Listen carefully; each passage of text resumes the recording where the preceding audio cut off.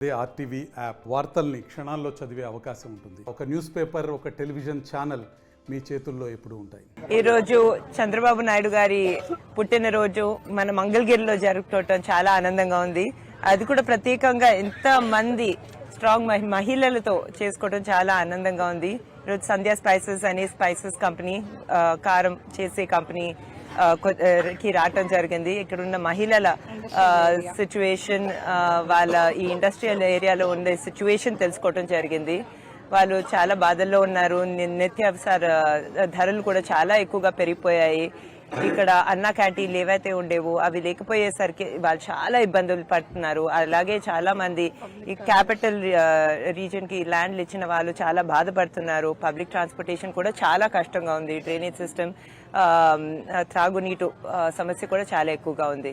తప్పకుండా నారా లోకేష్ గారు తన మంగళగిరి ప్రజలకి, ఇక్కడున్న మహిళలకు అందరికీ మంచి మంచి పథకాలతో గత 4.5 సంవత్సరాల కన్నా ఎక్కువగా తన సొంత కృషి, తన సొంత రిసోర్సెస్ తో ఇక్కడ 29 ప్రోగ్రామ్స్ చేయటం జరిగింది.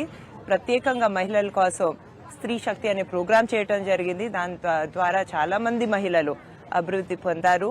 అదే చేస్తూ వెళ్తాము ముందు ముందు కూడా అని చెప్తూ, మరియు మరొకసారి నారా చంద్రబాబు నాయుడు గారి పుట్టినరోజు మన మంగళగిరిలో మన మహిళలతో చేసుకోవటం, ఎర్రబాలంలో చేసుకోవటం చాలా ఆనందంగా ఉందని చెప్తూ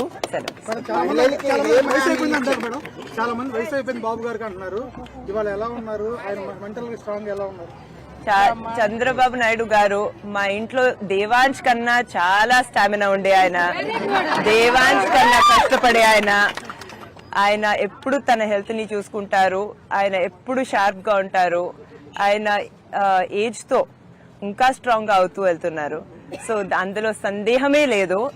మాకన్నా ఎక్కువ కష్టపడతారు. ప్రజల కోసం ఏవైనా చేస్తారు చంద్రబాబు నాయుడు గారు.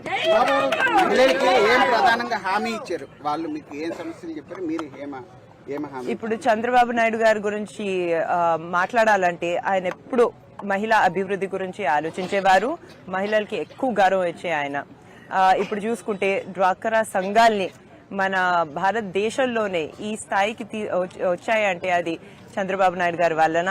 అలాగే మహిళలకు ప్రొఫెషనల్ ఎడ్యుకేషన్, ఇంజనీరింగ్, మెడికల్ కానివ్వండి, భారతదేశంలో మొట్టమొదట రిజర్వేషన్ కూడా స్థాపించింది ఆయనే, ఇచ్చింది ఆయనే.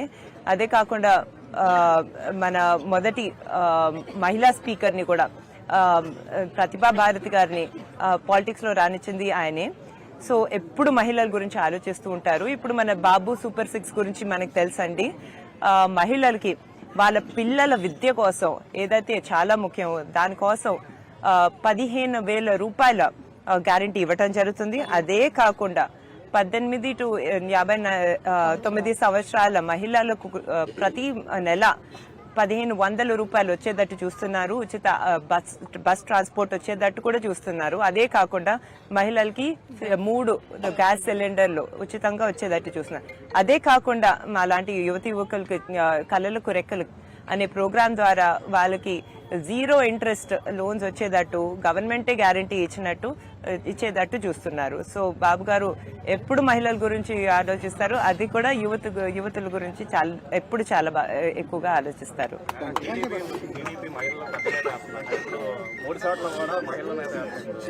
బాలకృష్ణ గారు కానీ హిందూపురంలో కానీ, లోకేష్ గారు మంగళగిరిలో, అలా పవన్ కళ్యాణ్ గారు పిఠాపురంలో పోటీ చేస్తున్నారు. మహిళల మీద పోటీ చేస్తున్నారు. దాని గురించి మీ అభిప్రాయం?